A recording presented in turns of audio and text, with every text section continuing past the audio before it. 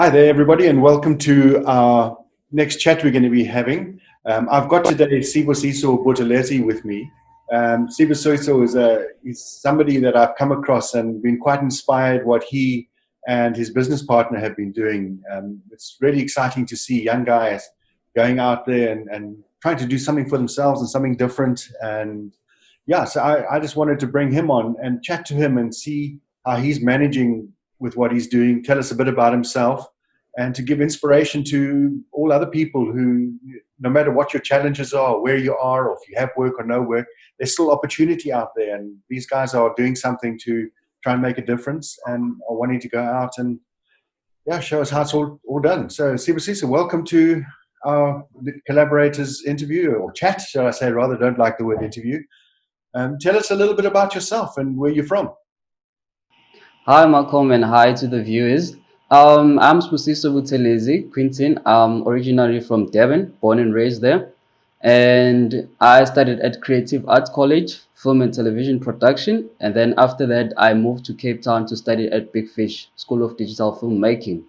So I was fascinated about how TV plays out and how do the journalists go out on the field and everything, with the media. And then at a young age, I always said to myself, this is what I want to do.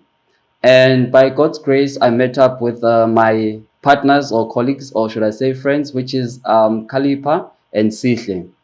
And then we shared the same idea and the same values. We said, instead of us being in a competition or being against each other, why don't we come together and work together and create this new era, this new generation, because we have so much power in our hands. We've got social media. We are now able to go to universities. So why don't we come together and work together? And then we decided to create this online digital news, which is called I Report South Africa, which reports on the new era of our new generation, because news have been done in a traditional way. And now things have changed. We've got citizen and journalism. Citizen and journalism, it's where everybody is able to tell a story in their own way. So we decided that by creating this platform, it would allow everybody to share their stories, to share the news that affects us today. And we do not push any propaganda. We do not promote violence. So that's who we are. Oh, that's so inspiring, and just amazing to see that you guys have gone and done that. Because I think if I look at, especially over this COVID time, we've had so much news, and we're never sure what to believe or what to think, and for people to have their own say. Just getting this going and getting it started, how have you found that? Have you managed to get out there and find people to work with you, advertisers? I mean, has it been quite a difficult journey? It's been quite a journey looking at our online news, because we are not funded by any government. So we use our own capital to fund our own project. So it's been a hassle, and it has affected us in a bad way, where we had to go back to our families and ask them to assist us, because we would like to give out also to other people and getting stories out there. So having to go out, you need to get a mask, you need to get a sanitizer. That cost money. And the government said they are not giving us anything. They are not helping out anybody. So COVID-19 affected us in a way that we ended up being home, but we said, you know what, we're not going to back down, because we've got social media on our hands. So what we do with our reports is we make sure that the data that we get, it's accurate and it's creditable. Being a young guys going out there into the market, has that, do you find that has that been difficult? Have you, talking to banks or things like, or different corporates and people getting in there, how have you found that, dealing with that? Right now, we are trying to be in touch with different departments from government, but it's not easy at all. I won't lie, especially if you are nobody in South Africa and you're trying to make a name for yourself, and there are other big giants there on the field. So sometimes it's a dog it's dog. So you have to be strong and be focused. It's been quite a journey, but we are in touch with different departments right now at this stage, but it's not easy at all. Yeah. Now I can imagine, and I know just even having an established business and going out there and as a freelancer, you're always on the back foot. It's just so difficult trying to raise finance, raise funds, and unless you've got a really good network behind you or somebody who can support you, because the banks really don't like a lot of the times, supporting freelance businesses and trying to find investors is quite a challenge. Have you guys looking for people to invest with you and different means of raising capital to get your project off the ground? Yes, so what we do is we do content marketing, we do pay per click, we do Google Ads. Right now, at the moment, we have Time Bank, which they are advertising on our news digital platform, and then we've also got FNB at the moment. Those are the guys that are supporting us. No, that's amazing that you've got companies like that that's supporting you. And now to get your stories onto your platform, where does most of your content come from? Are you just are you going to more on a political side, or is it you talking to the average person around you, just finding out their stories? We just go to individuals. We don't push political stories only because we try to involve education, culture, and entertainment. So we get our stories from different people. We do not only focus on political stories. Yeah, I think it's so important because I'm a great believer to really for us to communicate well, and essentially that's what you're doing is you're communicating with people, and Yes. a lot of times I don't think we learn to understand the people we're talking to. We don't live in their world, as it were, and we don't understand the challenges that they've had, and everybody needs to look at everything from both sides of the story. And how do you manage to get that communication across onto your platform? So what we do with our reports is sometimes for them to feel the experience. If we're doing a story, we would expect them sometimes to go an extra mile because we're all working towards the same goal and we all want to be in a place or in a world where we all respect and accept each other. So you have to be in somebody's shoes to feel their pain. So sometimes you say, if you meet someone out there who is homeless, just be there for a day or two, just for you to feel that pain, so that whenever we write our stories, it's something that we feel even inside of us. It's not only affect him, but it also affects us because we all live in the same world and we all have to support each other, make this world better. So that's how it is. And then have you managed to be able to get accreditation so you can get into, do you have news accreditation? Is that something that's easy to get? So yes, it is to get, but because sometimes we can get stories from other different platforms and then we always credit them for their stories. But sometimes it becomes a problem because we are a young company, so they'll ask us different questions and are we credited for that? So Sibusiso, you also worked, I believe, at ETV, is that correct? And ENCA as a camera operator? How was that? It was a good experience. The first day I got there, it has always been my dream to work for eMedia as a whole. So when I got there, I was so happy, and it's been quite a good experience because I got to learn how the industry operates, and I met people that were very supportive, people who are willing to help, somebody who's ready to listen and to empower you. So it never felt as if I was going to work. It always felt as if I'm just going to this place where I love being there, and the passion that I have for the media industry, I got a chance to grow as an individual, and for my colleagues, they also benefited from that. So it's been a good journey working with eMedia because sometimes I freelance for them even now when they are understaffed. So I do go there sometimes, but I get to get a new experience on how does it feel like being on the real field, and to understand and to adapt and to work around with your emotions, because sometimes you go to some stories and then you feel just like breaking down, and you understand how people are living outside there, and other stories, they inspire you become a changed person, you look at things in a different perspective.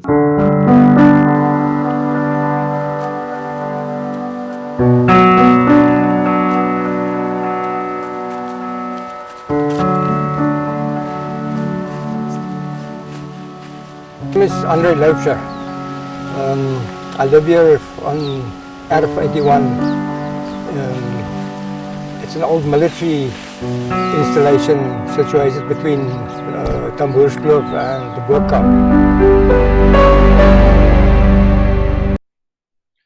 Can tell me what are some of the, what are some of the highlight stories that you can tell us about that really ring a bell to you? Can you tell us about any particular incidents or stories that you've had going out there?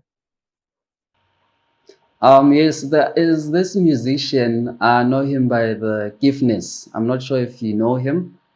The Kifness, yes. Yes, the Giftness. So I went there with Tanya Neft, who works at ENCA, to shoot a story. So the Giftness was helping a lady that works for him in the house. So she was singing, and then when I got there to see the kind of relationship they have together, it's not like it's an employee and an employer, you know. It's like their family, the way they love each other, the way they do things in that house. We even got a chance to dance, and the lady, she was so open, saying, you know what, I love this boy, and he was saying, you know, I love this woman. He's been to rural areas just to help them out. I was so touched by that. And also to work at the SONA, you know, it was quite a good experience for me to be there and to see the president delivering the speech and to see how much work goes in there. In 92, long before the Europeans arrived there, it would have been Christmas for me and my whole immediate family. Because there's food, there's a blanket, fantastic blanket, and tools and all kinds of things. I didn't go and hunt it. It washed up. And then it suddenly struck me forcefully how beautiful life was for the what we call the strandlopers before Jan van Riebeeck came here. The people living here on the coast, obviously you live on the coast because you live in Cape Town, you want to be on the beach all the time. But the people here, they had the most wonderful foods and This is the only project that I've told myself I'm going to focus on it, put the effort to see it work, because it's going to open so many doors even for the other upcoming generation and for other people, you know, to be in the industry and to find jobs, you know, because some of us, we come from backgrounds where when you make it, you need to give back to your community, or, you know, at home they are depending on you now because they've raised you, you've got to a stage where you are. But the other youngsters at home that, you know, they're expecting you every month to help them out if they need to go to school, if they need to eat, if they need clothes, you know. So this is a platform where we're saying it's kind of a way giving back to the community to say, you know what, if you're passionate about this industry, if you really want to work, if you really want to see change in the world that we live in, this is a platform where you can join us and we can help each other grow. And where do you find your journalists or your people who do your stories? Do you have freelancers that you contact, or do you employ people? How does that work? Okay, at the moment, we've got people that we are working with from universities. That's where we get our reporters, because right now we don't have capital to pay someone who is like at a stage where they've got like experience, they've been working for years, and, you know, they're expecting their salaries at a bigger rate, or I should say in the market rate. So we outsource our reporters, but we have a few people that we are working with that belongs to iReport South Africa.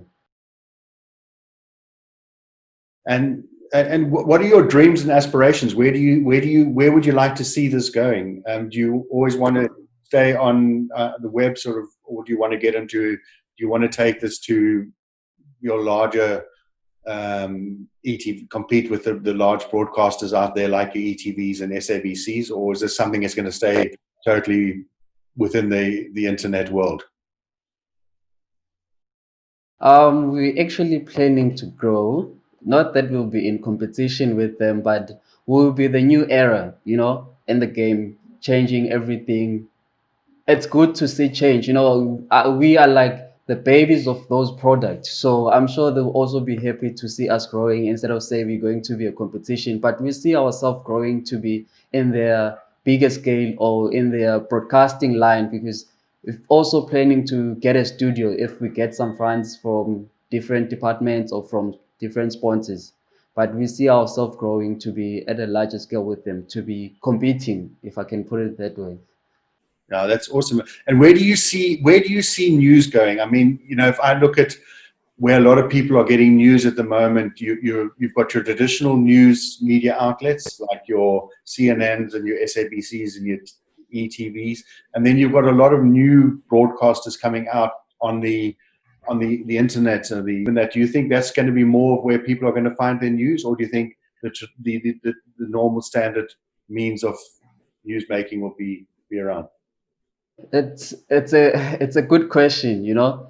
We've asked ourselves also this question before, but I see that the new ways of doing news, that's gonna last longer. It's gonna change everything of doing the broadcasting right now, because if you look at situations that we've just had right now or that we are facing right now, like COVID-19, we ended up, even the broadcasters have ended up to broadcast from home, which is same thing as a YouTuber. You just need people to be on the internet, to be online, because the way the world is changing, everything is changing, even technology is changing. So the old style might not be there anymore in few years to come, depending on how everything will evolve. Yeah, it's one you've got to start building that at the moment. You've got to start creating that infrastructure, and that's something that I've been trying to do with the collaborators. And why I really wanted to chat to you guys, and see what you're doing, because we're building up a group of people that we're wanting to collaborate with, and we're wanting to help each other out. There are a lot of collaborators out there who are camera people, who are writers, who are looking to do video, looking to do news, they all sorts of things, and we're trying to bring everybody together. And I believe that a platform like yours can really contribute to people providing you with content, and that's what it's all about, is content at the end of the day. So collaboration, I mean, you guys also looking out there to collaborate with different types of people? Yes, we are looking to collaborate with different types of people. We are welcome to everybody who's willing to come on board and to work with us, you know, because we have the same dream or the same goal, that if we all can come together, then it will be easy for everybody to get your work out there and to be recognized, you know, and bring that change we're all working towards. So we are open for other collaborators that are willing to come and work with us. Yeah, because that's really great. Because I'd love to get, and all you collaborators out there. I'd love you guys to get involved and chat to Sibusiso and find out what he's doing, and get involved, and see if there's a way we can use this platform and other platforms to help build what we're all trying to do at the end of the day. And it's so much easier getting knowledge from a lot of people rather than trying to do everything on your own. And I think that is a lot of the struggle that we're all having, is that we find that we've become quite insular. And I think what I'm trying to do, and I'm what a lot of people who've joined me on this journey, is the that ability to work together. And Sibusiso, it's just so interesting, chatting to different people, and I look at guys like yourself, young men who going out there trying to make a difference, and rather than hanging on to handouts or waiting for things to get done, we need young people to say, here are opportunities. And I think at the moment there are more opportunities ever than there have been in the past. So I find it really, really inspiring what you're doing, and I look forward to working with you more often going forward. And just in that, what would you say to other people that young people who've just been through college, people like yourself who are trying to get out there and trying to do something different? What advice would you give to them? I'd say it's not easy, like how everybody else says it, you know, but it is doable. If you focus and you know what you want, be determined, and respect everybody. You know, respect goes a long way, even if you know that you are better than any other person. But if you respect people, you will get your work out there and you will be able to be on the top, you know. So that's the advice I can give them. And go for it. Don't wait for anybody to come and tell you that you can't do this, or you need someone, you need funds, you need that. You can do it on your own. You look at different platforms that we have. We have WhatsApp. WhatsApp, it's got somewhere where you can use your statuses to market your own thing that you're doing. It's a product, or it's your brand. You can use WhatsApp to market, because you've got a lot of contacts in your phone, but we use it for different things instead of using it to build each other and support each other and make sure that we help one another in our businesses or whatever that we are doing. Everything that was needed was just provided for them. They didn't have to go far to go and hunt for it. What we call mpepo, what used to be called hotnoskwegoed before it became politically incorrect. It's wonderful bedding, and it keeps the fleas and ticks and mosquitoes away. And it's there, it's growing in profusion.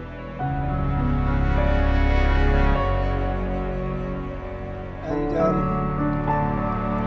these people have been living here for many thousands of years, and they had no reason to develop a wheel or anything like that, because everything was given to them. And when the Dutch came here, with this scurvy bunch of illiterates, they couldn't recognize it. They came here with their Bible under one arm and a rifle under the other arm and a bottle of brandy in the back pocket, and they couldn't see that Adam and Eve were still living in Eden right here. They despised them, they called them baboons and subhumans, and started eradicating them. And in so doing, they've destroyed a vast library of knowledge about the plants and not only the plants, everything around there. If I had my choices, I would much prefer to live like a bushman than like somebody who works in the bank. The people who lived here before colonization, they didn't own the land. They lived in the land. They were part of the land. They loved the land.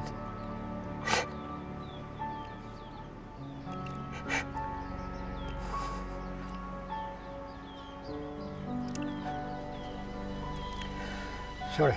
And I think there are so many people who are lost at the moment. They're not sure what to do. And I would just like to say, from my side, in building a business and getting out there, you've got to look at what the different options are that are available to you. You've got to see in the broader scheme. A lot of times we get so focused on just one thing, and we think that's what we've got to do. That's where we've got to go.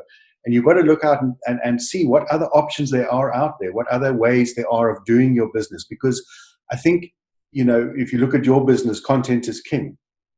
And for you to break to the next level, you've got to have the best content. You've got to have the best stories. You've got to go out there and find those stories, and you've got to find a way of doing things. And I think it's so important that we look at different ways.